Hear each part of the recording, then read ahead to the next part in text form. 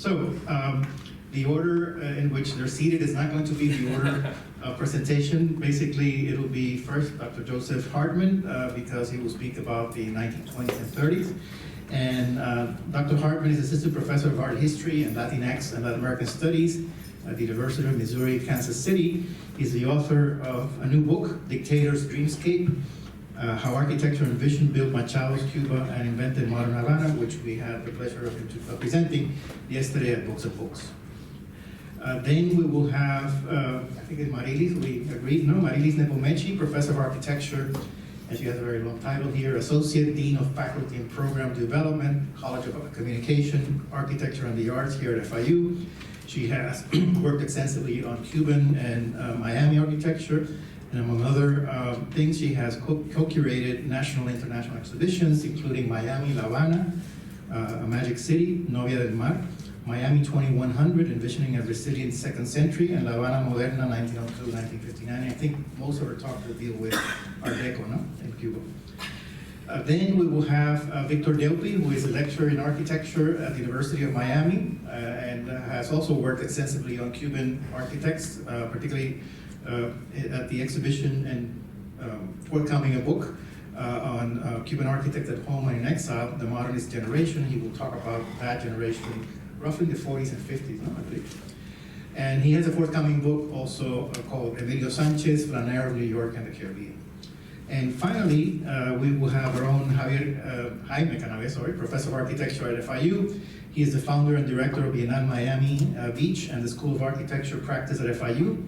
He was recently honored by the South Florida Hispanic Chamber of Commerce for leadership in art and architecture. And he has that map in the back that will still show at the end of the panel that he wants to talk about. So the organization of the panel is very simple. We will let each speaker speak for about 15 minutes so that we can have enough time at the end for Q&A. We'll probably take 3 or 4 questions from the audience and then ask them to respond briefly so that we can have a good discussion. So without further ado, let me begin the panel with Dr. Joseph Hartman. I grew up on a corn and soybean farm, so I enjoy hollering. But sometimes I worry that I'm a little too loud in the mic. Anyway, so today I will be presenting a work that I've entitled Silent Witnesses, Architecture and Colonial Resonance in Modern Havana. It riffs actually on a quote from Gerardo Machado himself during this time in describing these public works that really transformed Havana in many definable ways, often for the better, but with a history that can be very complicated as well. On February 24th, 2018, Cubans gathered to hear then-President Raúl Castro commemorate the reopening of the National Capitol building in Havana, El Capitolio, built in 1929. The Office of the City Historian of Havana had then completed its restoration of the grandiose building's main hall, exterior, and gardens, and I believe they completed the entire building just recently, or at least the dome is now revealed. Castro's praise for what many critics, not myself, have called a near replica of the US Capitol would have been almost inconceivable 50 years before, during the early years of his brother Fidel's reign. The New York firm Purdy and Henderson created Havana's Capitolio, or rather they spearheaded the project to create Havana's Capitolio during the US-backed dictatorship of Gerardo Machado, presidency then dictatorship of Gerardo Machado y Morales, El Machado, which ran from 1925 to 1933. French urbanist Jean-Claude Nicolas Forestier, working with a team of French and Cuban architects, too lengthy to name here, but some of them included Jean Labatut, Theodore Laveau, Emilio Vasconcelos, Raúl Otero, among others, designed the building's Beaux-Arts tropical gardens. Thus, well before the Cuban Revolution of 1959, and perhaps even more so afterward, El Capitolio supposedly carried the taints of foreign imperialism and bourgeois excess. With the collapse of the Soviet Union and the loss of its financial support, however, the Cuban state became newly interested in restoring and promoting such problematic architectural icons. Amid Cuba's economic decline in the 1990s, the Castro regime began restoring colonial structures as part of an effort to attract tourist dollars. Today, as Havana re-enters the itineraries of luxury cruise lines, the government is reinterpreting architectural sites funded during the Machadato by US banks and the Cuban government, and designed by French, American, and Cuban architects, particularly by Forestier and his team. Those urban works of the 1920s and 1930s in Havana, I argue, spoke to modern aspirations of Cuban nationhood and cosmopolitanism. But they also recalled colonial-era social structures of race, power, and urban space. Considering Forestier's unrealized plans alongside the recently restored urban landscapes of 20th century Havana, moreover, cast new light on the city of today. US tourists now flock to see Havana before it's too late, but they often miss its many layers of history. Like any great city, Havana is a palimpsest, a gathering of layers, ellipses, and stains. Although time, economic necessity, wears down old connotations, colonial and autocratic pasts cannot be entirely erased. The history of Machado's urban reforms and Forestier's unfinished designs, so often overlooked in both architectural and political histories, offer us a case in point of an Havana then that tells us something about Havana now. Machado's Havana, so the story goes, began with a letter to France in 1925. Cuba's Secretary of Public Works, Carlos Miguel de Céspedes, wrote to the French Minister of Culture, seeking an architect, a visionary who, in collaboration with Cuban architects and engineers, could transform, embellish, and expand the city of Havana. The French minister offered, Céspedes claimed, only one name, that of landscape designer, urbanist, and then Paris's Inspector General of Gardens and Promenades, Jean-Claude Nicolas Forestier. Forestier was hired to oversee el Plan de Embellecimiento y Ampliación de La Habana, or the Havana City Project, as I've shorthanded it in English, from 1925 until his death in 1930.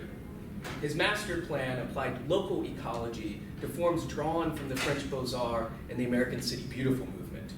His team planted ceiba trees, royal palms, and native flowers throughout the city, creating a citywide network of axial boulevards, public gardens, and parks. Those promenades of Cuban flora were political capital for Machado, whose regime commissioned the works. Forestier's orderly landscapes complemented the reformist propaganda of the Machadato. Machado even claimed as much during his second inauguration in 1929, 1 year after he rewrote the Cuban Constitution to extend his own term in office. The Fraternity Plaza, the main park, the Avenue of the Missions, and the Prado, he declared, are silent witnesses to what efficiency can do. Perhaps, but the question remains about just what these spaces witnessed and to what they might have testified. It was not for nothing that Machado chose the French architect Jean-Claude Nicolas Forestier to redesign Havana.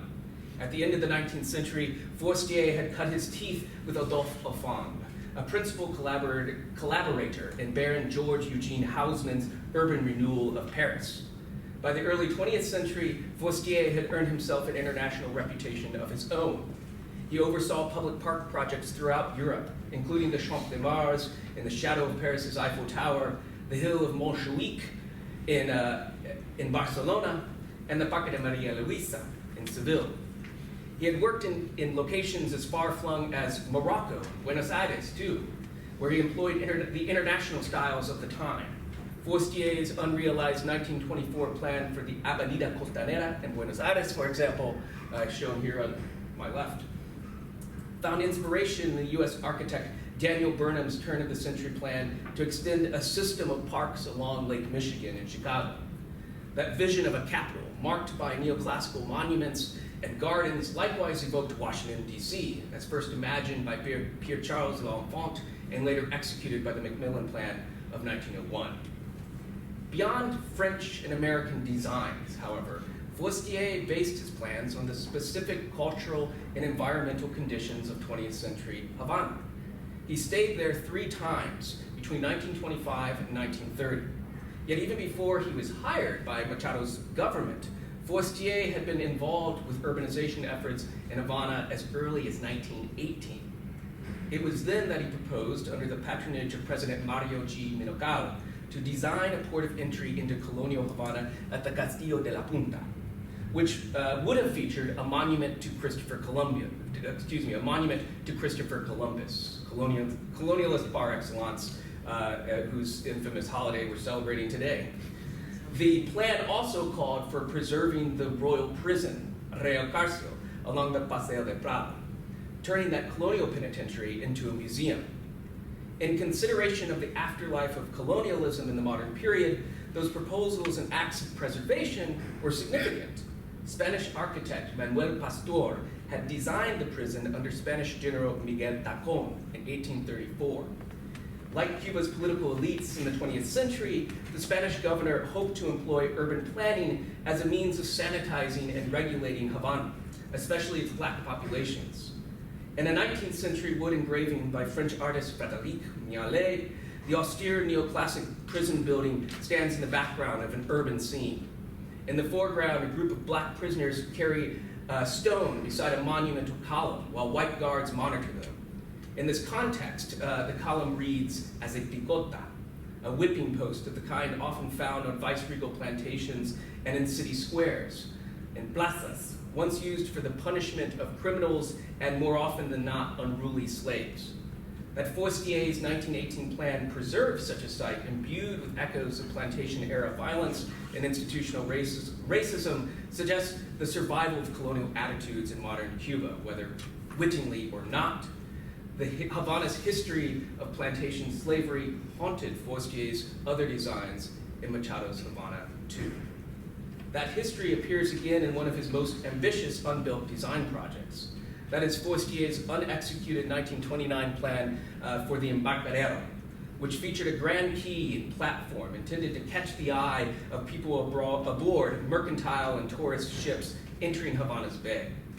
The plan was remarkably similar to his French compatriot Alfred Agache's unrealized 1930 plan. Let's see if I have it here at the top.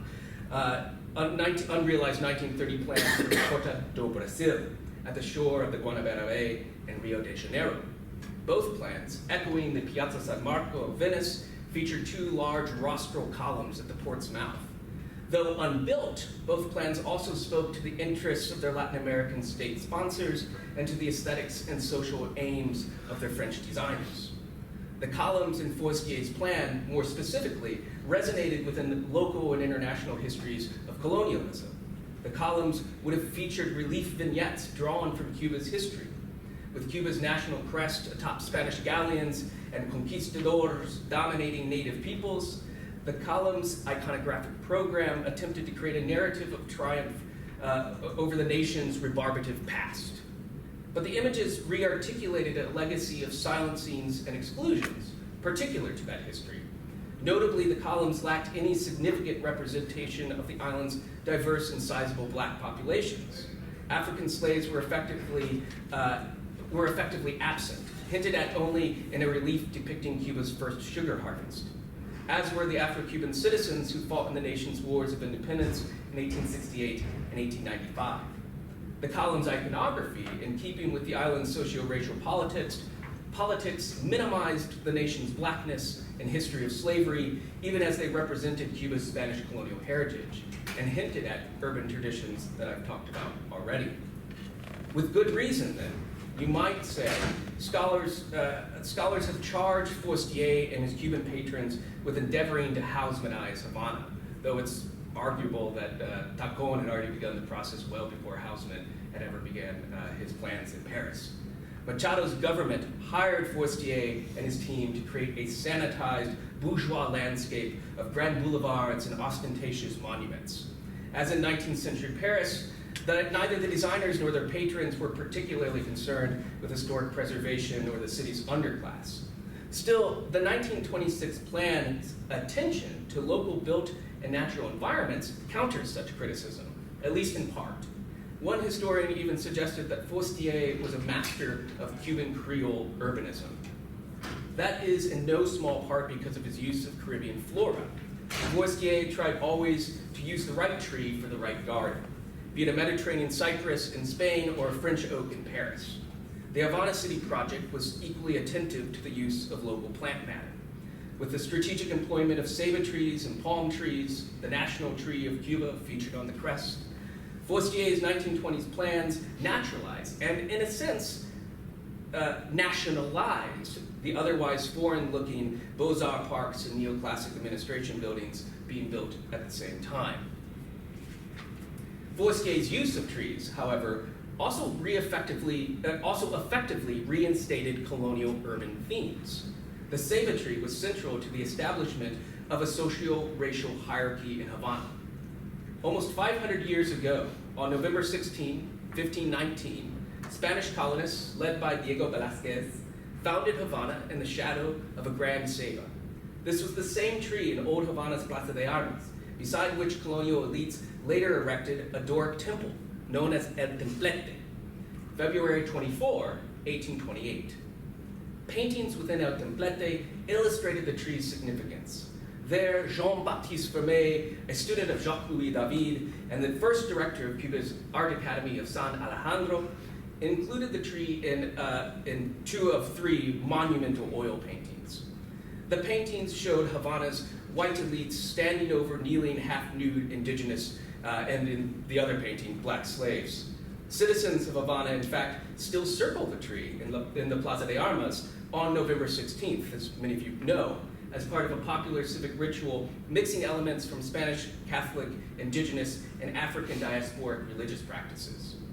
And so it is of no small import that on 24 February 1928, the anniversary of Cuba's War of Independence, exactly 100 years after the dedication of El Templete and 90 years before Raúl Castro announced the reopening of El Capitolio, Machado and 20 delegates from around the Americas planted a particular ceiba tree known as the Tree of Pan-American Fraternity in a park of the same name, recently redesigned by Forstier and his team. The tree was symbolic of Cuba's budding democracy and the hemispheric politics of Pan-Americanism. For Cuba's black populations, moreover. What year was that again? 1928 is when they planted this, yes.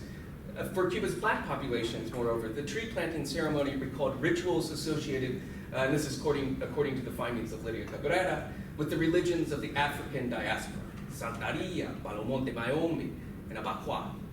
Just as likely, the ceiba evoked for them the whipping trees and posts of Spanish colonial plantations and plazas, for the ceiba tree was, in fact, often used as the principal site of punishment on colonial plantations. And, as legend goes, the colonial ceiba under which Havana was founded served that very function too. Echoing within that history, it is likewise significant that the architect who designed the ornate bronze fence and marble plinth that later surrounded the tree, César Higuera y Massaguer, was also the architect of the regime's notorious model prison, a massive panopticon penitentiary built on the island just south of the Cuban mainland. Built on the Isle of Pines, an island just south of the mainland. Inmates from that prison quarried the marble that encircled Havana's symbolic ceiba tree. A U.S. company, Darden Beller Bonziers, cast the bronze fence, while Forstier and his team designed the surrounding space. Thus did foreign industrialists, a Cuban prison architect, and captive labor produce a landscape that bound together uplifting visions of Cuban nationalism and US-led Pan-Americanism within a darker subtext of colonial-era punishments and contemporary incarcerations. The extant and unbuilt gardens and parks resulting from the plans of Forstier's team and the Machado government indeed stand as silent witnesses to the city's long, complex history. On one hand, they represent a demonstrable good to the city: trees, fresh air, green parks. On the other hand, they are also remnants of the city's colonial and autocratic past, left unmentioned by political actors like Raúl Castro, and largely unnoticed by modern tourists. They flourish in Havana's parks and boulevards, as do optimistic, outmoded, and largely unrealized visions for the city's future.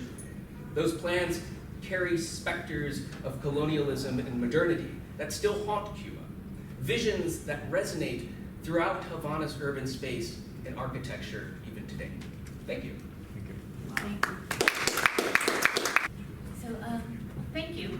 a talk like this one with a number of panelists who are speaking actually about a relatively short period of time is likely to have overlap, so there will be some with all three actually of my esteemed colleagues.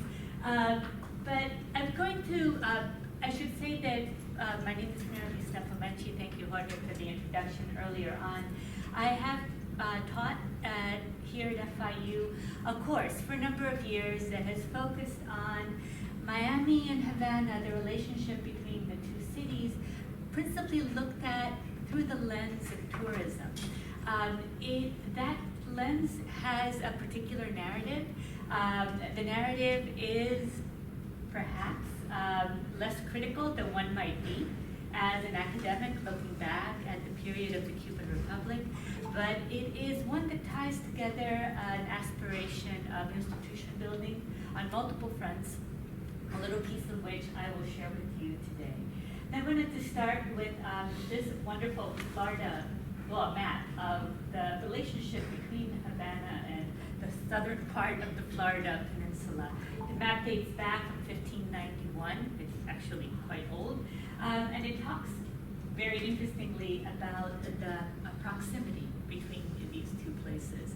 The relationship has had many and continues to have many pushes and pulls over the years, but the reality of a geographic proximity is absolutely critical. I followed this with this map of Havana's development now an 18th century map, 1721. And I wanted to do it in order to show where the walled city, the core of the city, exists. Jaime, I think, will talk in this wonderful map behind you about all of the things that happened after this moment. But the city grows in a series of more or less concentric circles from the point of the walled city, La Muralla, Centro Habana, in the early part of the 20th century, El Vedado, and we begin to see with that change in geographic realm, right, considerably interesting change in the physical structure of the city. And you see here, right, what that city begins to look like, even as early as 1890, which is the date of this particular map. You see the distinct difference between the very precise square urban plan of El Vedado, the pieces that adjust themselves to topography and geography and necessity in the expansions of the late part of the 19th century and early part of the 20th century, and how those differ from the original historic core. You heard just a little bit today about all of the urban projects, all of the projects that were really part of the creation of the early years of the Republic. And I would want to argue that that Republican period is one of institution building. And we talk about institution building in many, many ways. Of course, political institutions, governmental institutions, economic and cultural, educational, journalistic, artistic, and all of the symbols and all of the repositories of those institutions, some of which we'll talk about today. What you see there, of course, is the Paseo del Prado with the Capitolio in the background, the Sevilla Hotel, American firm, on the Paseo del Prado, built in the early part of the 20th century, and then, of course, the construction of El Malecón, the big engineering infrastructure project that is one of many that are created during these years. A whole series of infrastructures are built, hygienic ones, urban ones, mobility ones. There are trains, there are airplanes, there are bus stops. There's the beginning of the introduction of an automobile. Obviously, the port continues and modernizes. All of these things are the context within which the Republic begins to make itself understood. And all of them have architectural aspects, and all of them have architectural elements. Of course, within the building technologies themselves is the introduction of elevators, systems of tourism, eventually the introduction of air conditioning, all of the things that make development in Havana possible. But through the context of this, the argument, of course, is that what we're really doing in the early years of the Republic is forging an identity, right? One that is distinct and separate from the colonial heritage and had been a part of the history of this city for centuries. Just celebrated a new centennial this year. And that Cuban identity is done through many means, but for our purposes today, through urban design and through architecture. The architecture of the city, actually, as you see, a piece of the Paseo de Prado, of course, the project that you just heard about, and of course, the beginnings of a whole series of buildings. And I'm going to take you through. This is the master narrative of the Republic and all of the monuments of that master narrative, in part because the history of tourism in the city is one of master narratives juxtaposed against recreation and indulgence and all of the reasons that people travel to a place that is so far and yet so close, as they used to like to say. The building, of course, as you see here, began in 1912. Although it isn't completed until many, many years later. It's on the site of a former and unfinished presidential palace. The dome, in process of construction in 1918, is dynamited. This is not an easy process by any stretch of the imagination. And it is a building that, as you see, finished in 1926 to 1929, has a number of precedents, many of which you can readily see. The U.S. Capitol building, the Tempiete, one of its architects like to say, the Parisian Pantheon, another of its architects like to say. It is neoclassical, its columns are Doric, its columns are Ionic, its spaces are lavish, to say the least, and just very recently reopened. And you see the Senate below and some of the lobby spaces above. Right next door to it, by Paul Billau, who is Belgian, and Rodolfo Maruri, is the 1915 Centro Gallego, that is now the Gran Teatro de La Habana, in the Paseo del Prado, literally next door. It is eclectic, of course, it is ornate, it is Spanish Baroque, it incorporates the old Teatro Tacón, and it is, as you begin to see, an amalgam of many, many traditions. In the process of the years that architects were designing and building the kind of master narrative of the nation, they were going through a process of finding layers of ways to distance themselves from their colonial past while building on a new series of traditions. They looked to France, they looked to Europe, they looked eventually to Central and South America, obviously they looked to the United States, for ways to begin to express things that they thought would become uniquely their own. In 1918, you see, Miguel del Bustos Museo de Bellas Artes, it was formerly, actually in 1959, became the Court of Justice under Castro, but was originally designed and built as a Centro Asturiano in Cuba. There were a series of centers of individuals with particular cultural heritages, the Galicianos in the Centro Gallego, the Asturianos in the Centro de Asturias. There was an American, there were a whole series of these. The buildings were ornate, they were substantive, they occupied, again, the principal public spaces of the city. You see here, the Palacio Presidencial of 1920, by Maruri, and again Palau, our Belgian architect. It is now the Museo de la Revolución in La Habana. It's near the Malecón and the waterfront. Again, eclectic, a series of different architectural styles brought to bear on trying to create the master narrative of a new nation. Over time, things change. One of the big things that happened in the Republic is an openness to communication with everything that's going on in the outside world. Perhaps openness in a way that had not been accessible before. We have access to journals, we have lots of travel, we have opportunities to really become embedded in and adopted of the architectural ideas that are holding sway throughout the world. Art Deco, of course, is one of these, and you see the Edificio López Serrano here in Vedado. It is, until 1956, when the Foxa opens, the tallest building in Havana. It's a steel frame structure. It's a residential building, a rather generous one, 8 apartments on every floor. a number of floors. The decoration in all of the public spaces is actually quite beautiful. And it becomes the beginning of a kind of interest in an aesthetic of New York City high-rises, of a denser urbanism, of a taller urbanism than anything that has been there before.